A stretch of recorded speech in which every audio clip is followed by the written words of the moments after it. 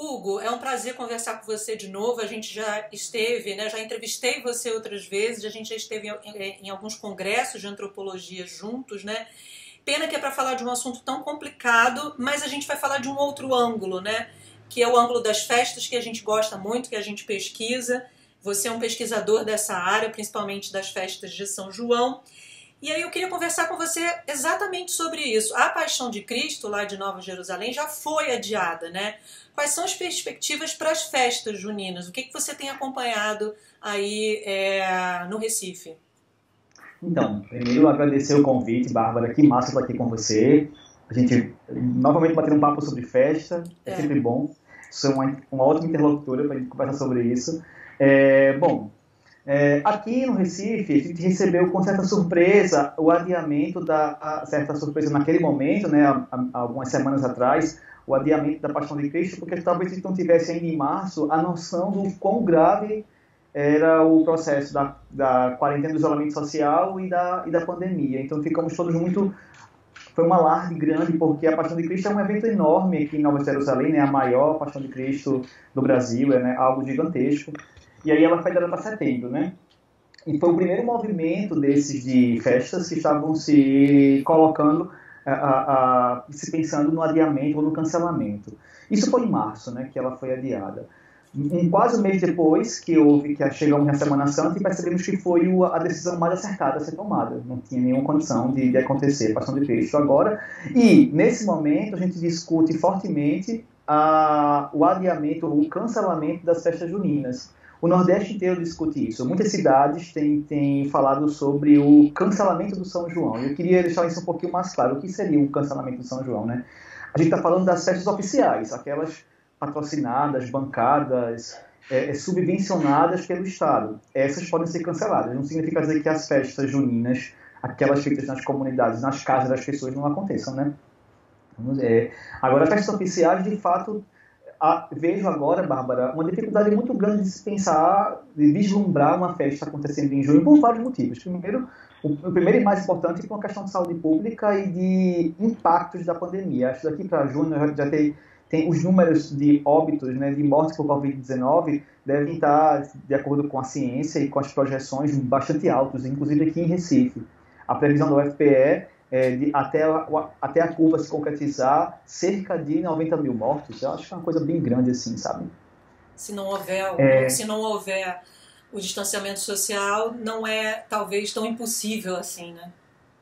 É claro, com certeza, com certeza. E aí, então, daqui para junho, né, as festas seriam no final de junho, acho que hoje a gente percebe, a partir desses dados, que realmente é algo muito complicado de se manter. Mas, então, a prefeitura acha que vai dar para trás e vai dizer que não vai ter a festa, e eu acho que, certamente, com razão, corretamente, ela vai fazer isso, porque o recurso público destinado às festas, eles vão ser também destinados ao combate, ao enfrentamento ao coronavírus. Recife é uma grande capital muito populosa, capital muito adensada, tem muita gente, então ela pode vir a colapsar daqui a 1 ou 2 semanas, segundo o nosso secretário de Saúde. Então, acho que todo o recurso que seria para a festa oficial, bancada pelo Estado, deve ser redirecionado para o enfrentamento, as ações de enfrentamento à Covid-19 e ao coronavírus.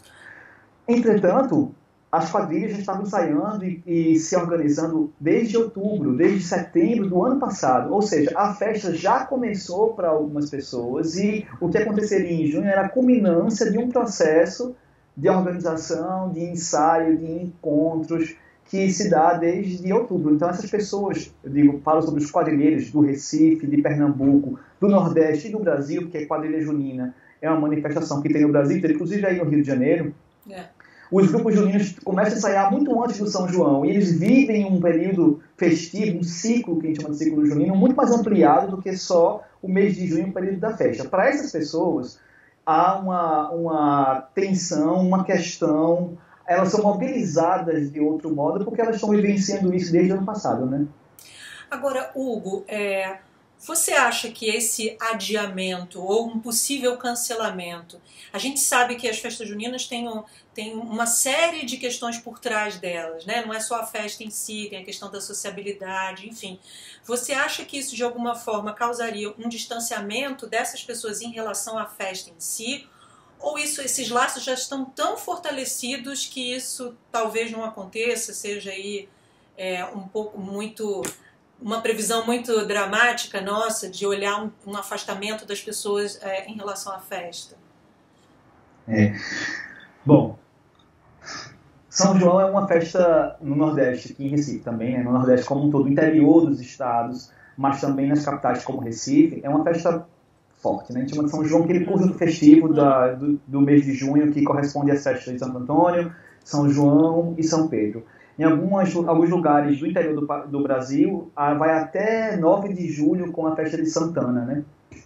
Então, esse período festivo é um período que a gente celebra muito, e essa celebração ela vai de encontro a tudo aquilo que a OMS vem recomendando que não aconteça. Aglomerações, muita gente no mesmo lugar, a interação social, e a gente está apregoando o distanciamento e isolamento. Então, a festa por si já seria algo muito ruim. Quando se fala no adiamento da festa, Bárbara, eu acho que, por uma questão simbólica, antropologicamente falando, é muito complexo pensar no adiamento da festa. Que a gente vai acontecer sei lá, vamos marcar como aconteceu com o São João de Campina Grande, que foi também adiado. São João adiado para novembro, outubro ou novembro. O maior São João do mundo, como eles gostam de se intitular, está lá para novembro. O que foi transportado para novembro não é o São João, porque o São João é a culminância do ciclo de plantio e colheita. É uma outra simbologia, é o solstício, é uma outra energia simbólica que envolve essa festa. O que foi colocado lá foram as atrações do São João de Campina Grande. As atrações que iriam tocar no mês de junho vai acontecer em novembro. E eu não quero ser romântico e achar que com isso é algo ruim. Como vai ser ruim colocar a festa para novembro? Porque perdendo a simbologia do dia. Não é isso. Só para a gente ter essa noção de que, bom, o que vai ser adiado vai ser a programação festiva organizada pelo poder público para acontecer naquele período. No período de São João, Bárbara, eu acho que as comunidades, à revelia, e inclusive desobedientemente, vão fazer suas fogueiras e vão assar os seus milhos. Mas não vai ser na mesma medida que seria uma festa normal fora do contexto pandêmico. Assim como as quadrilhas juninas, a gente tem discutido aqui em Recife, se adiar o São João para as quadrilhas é simplesmente adiar o circuito competitivo. É como pegar o carnaval, por exemplo, e botar as escolas de samba para desfilarem em um outro mês que não no carnaval. Então, se vai para outro mês, em junho. Em junho. Pois já tentaram e não deu certo, né, Hugo? Já tentaram fazer isso. Já houve aqui uma iniciativa de se fazer um carnaval no meio do ano. E aí essa questão da simbologia que você está falando. Ninguém está apregoando aqui uma desobediência ao que as autoridades sanitárias públicas dizem, mas tem uma questão do simbólico, né, que está envolvido em todo esse processo. É isso que você está falando. Adiar não é necessariamente a festa em si, né? É uma questão festiva.